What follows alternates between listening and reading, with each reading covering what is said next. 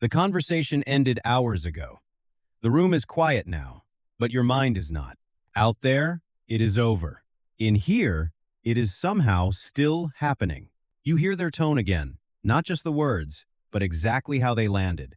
Then comes the better answer, the sharper line, the perfect thing you should have said. Maybe your mind is not searching for an answer. Maybe it is searching for safety. Morning arrives, yet the conversation follows you straight into the bathroom mirror. After a date, you wonder if you talk too much, laugh too hard, or seem too eager. After a meeting, you replay one sentence and imagine everyone silently judging your entire performance. A simple text, "Okay," suddenly feels heavy with 10 completely different meanings. After an argument, you defend yourself, rewrite yourself, and reopen everything that already hurt. Different moments, different people, the same loop. Rewind, replay, recheck. Still, no genuinely new information. Looking back is not always harmful. Sometimes reflection gives you something useful and clear. A lesson, a better choice, a calmer response next time. Then, you finally move on. Rumination feels different. It circles the same painful question without creating a useful next step. Reflection moves.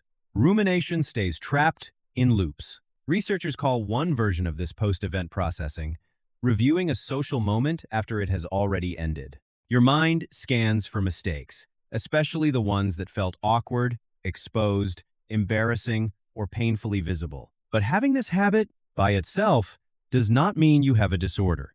It can happen to anyone, though it may become stronger and harsher when social anxiety is higher. Social moments rarely end with full certainty.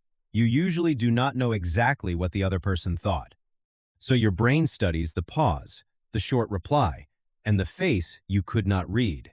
Maybe they were tired, quietly becomes, they probably do not like me. But a pause is still not a verdict. During the conversation, your attention may turn away from connection and back toward watching yourself. Your voice, your hands, your face. Am I normal? Do I look nervous? The more closely you monitor yourself, the more mental footage you collect for later analysis. This is where the spotlight effect can appear. You feel far more visible than you actually are. Meanwhile, other people are often standing beneath their own invisible spotlight too. The moment keeping you awake may have been one tiny detail in someone else's very busy day. When you replay it, the memory can feel like a perfect, high-definition recording. But memory is not a camera. It is rebuilt from fragments, not played back from one flawless, stored file. The embarrassing part glows brighter, while the neutral parts quietly fade into the background. One awkward moment can become a complete disaster, simply through repetition, exaggeration, and retelling. Something can feel vivid without being completely accurate. Then there is the face you still cannot read. Were they tired, distracted, annoyed, or simply thinking about something unrelated to you? Fear, however, often chooses the darkest explanation first. Possible does not mean proven. Once they think I am weird takes over, you stop seeing the actual person clearly. You notice only the details that support the fear you were already carrying. It feels like investigation, but the conclusion was chosen before the evidence arrived. And then, 5 minutes later, the perfect response suddenly appears. You imagine another version of the conversation, where you say exactly the right thing. In that version, you are calmer, funnier, smarter, and completely in control. This can help when it creates one realistic, useful lesson for the future. But it hurts when reality is compared with an impossible, polished version of who you were. Useful reflection ends with a clear action. Rumination keeps editing a page that can no longer be changed. Learn from the moment. Do not keep living inside it. There is another problem. You knew exactly what you meant, but the other person could only hear the words that actually left your mouth. We often overestimate how clearly our private intentions travel through speech. So later, you replay the sentence, asking whether your meaning survived the journey. You knew what you meant. They heard what you actually said. In person, tone, expression, and gesture all help carry meaning. In text, most of those human signals simply disappear. Suddenly, okay and okay can feel like two completely different messages. Without a voice, your mind supplies one warm, cold, annoyed, distant, or whatever fear prefers. Each replay can bring the old emotion back with it.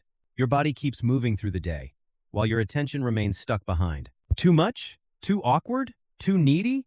Too quiet? The inner judge keeps asking. A small moment grows enormous under the mental microscope. You think you are solving it, but you are processing the same data again. More thinking is not always more clarity. During the day, work, noise, messages, and people compete for your attention. At night, the world gets quiet, and the old conversation suddenly becomes loud. You close your eyes, but the tone, the face, and your answer keep circling. Repetitive negative thinking is linked with poorer sleep and taking longer to fall asleep. Of course, sleep is affected by many different things, not one thought alone. Still, the body can feel exhausted while the mind remains fully switched on. Your body is tired. Your mind is still talking. The replay can also shape what happens in the next conversation. Before seeing them again, you begin rehearsing brand new failures in advance. What if the same thing happens again? One event becomes replay, and replay slowly becomes anticipation. Then self-monitoring rises. Every word feels inspected before it even leaves your mouth. You hear your heartbeat and your self-criticism more clearly than the person standing in front of you. The past has entered the next conversation. So you reach desperately for certainty. Was I weird? You ask one friend, then another, and then another. Reassurance helps for a moment. Then the question quietly returns. You type, delete, rewrite, and polish a message that should have taken 10 seconds, or you avoid the next invitation completely. Different behaviors, same goal. Reduce rejection, embarrassment, uncertainty, or misunderstanding. Underneath all of this may be something understandable. You care deeply about the connection.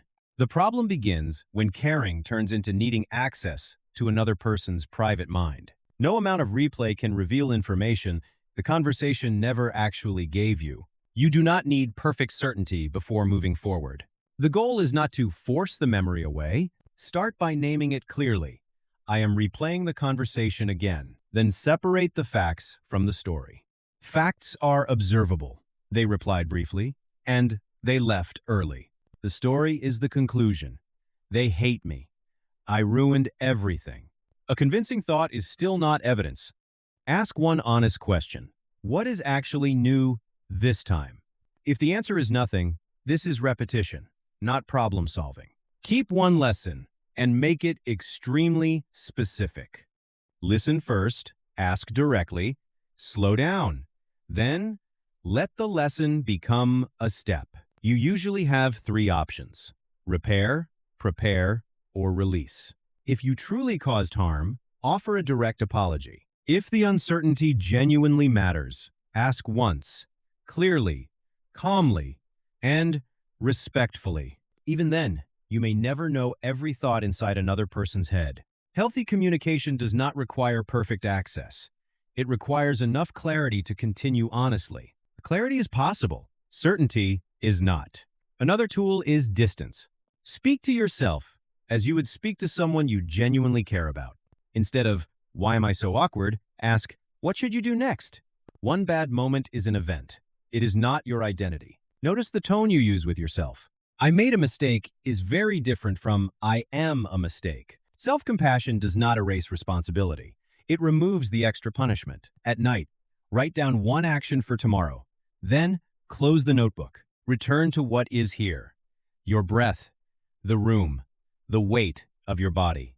You do not have to win the past.